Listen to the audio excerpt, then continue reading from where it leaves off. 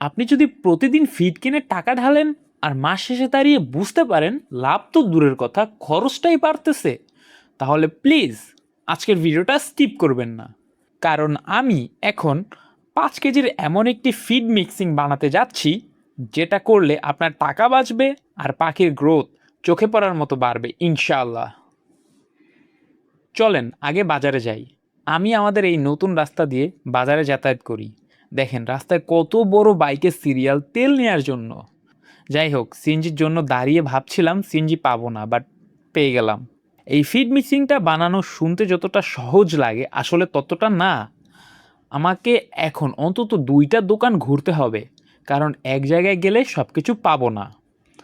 এক দোকান থেকে একটা জিনিস, আরেক দোকান থেকে বাকি জিনিস, এভাবেই জোগাড় করতে হবে। আমি এই দোকান থেকে নিচ্ছি। দোকানটা বাজারের একটু ভিতরে।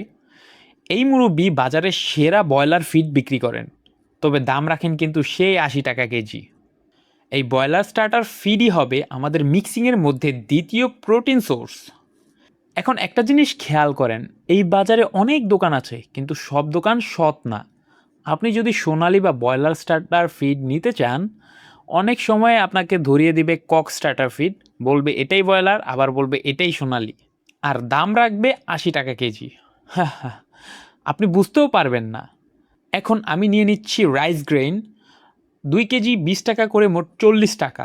অনেকে হয়তো জানেন না, এটা আসলে অটোম রাইস মিল থেকে বের হওয়া চালের গুঁড়া। তারপর নিচ্ছি 1 কেজি ভুট্টার গুঁড়া 50 টাকায়।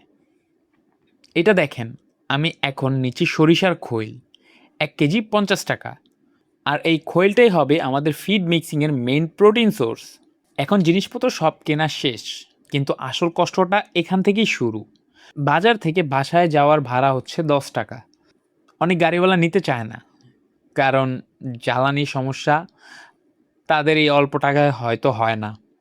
তাই এখন অনেকটা পথ হেঁটেই যাচ্ছি, কারণ ভালো কিছু করতে গেলে অবশ্যই কষ্টটাও একটু করতেই হবে। বাসায় ফিরতে ফিরতে এমন জ্বালানি সংকট নিয়ে একটু ভয়ই হচ্ছে। সামনের দিনগুলো যে কি হবে আল্লাহ জানে। বাসায় ফেরার পথে দেখলাম নিম গাছে নতুন পাতা দিয়ে ভরে গেছে, তাই ব্যাস অনেকগুলো পাতা নিয়ে নিয়েছি। বাসায় গিয়ে রোদে শুকাতে দিব, তারপর গুঁড়ো করে পাখিদের খাওয়াবো। এই নিম পাতা পাখির কৃমিনাশক হিসেবে দারুণ কাজ করে। বাসায় এসে প্রথমেই আমি সরিষার খোলটা রোদে শুকাতে দিচ্ছি। এটা খুব ইম্পর্ট্যান্ট। অনেকে এই স্টেপটা স্কিপ করে, কিন্তু এটা করা উচিত না। এর মাঝে নিম পাতাগুলো শুকাতে দেওয়ার পর খৈলগুলো আমি ব্লেন্ডার দিয়ে গুঁড়া করে নিয়েছি। এখন সব উপকরণ আমি একসাথে দিচ্ছি। হাতে সময় নিয়ে ধীরে ধীরে মিক্স করতে হবে। এখানে তাড়াহুড়ো করলে হবে না, কারণ প্রতিটা দানায় দানায় সমান প্রোটিন থাকে, সেইভাবে মেশাতে হবে। দেখেন এই জাপানি কোয়েলগুলো এই ফিড দেখে কেমন উতলা হয়ে গেছে এখনই। আর এই ফিড মিক্সিংটা অবশ্যই পলিথিন দিয়ে ভালো করে রাখতে হবে। এখানে আমরা কোনো মেডিসিন ইউজ করিনি, তাই ফিড ভালো রাখতে হলে এটা করতে হবে। আর আপনি এমন পরিমাণ ফিড মিক্সিং করবেন যেই ফিডটা 7 দিনে আপনার পাখিকে খাওয়ানোর পর শেষ হয়ে যাবে। ওভার করতে যায়েন না, ওভার করতে গেলে জিনিসটা ভালো থাকবে না।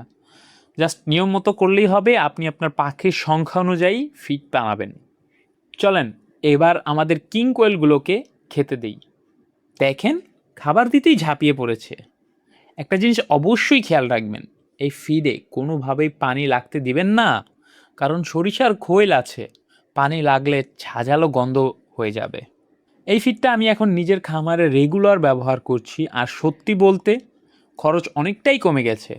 5 কেজি ফিডে আমার খরচ হয়েছে এখানে 220 টাকা। আপনারাও একবার ট্রাই করে দেখতে পারেন, নিজেই বুঝবেন পার্থক্যটা।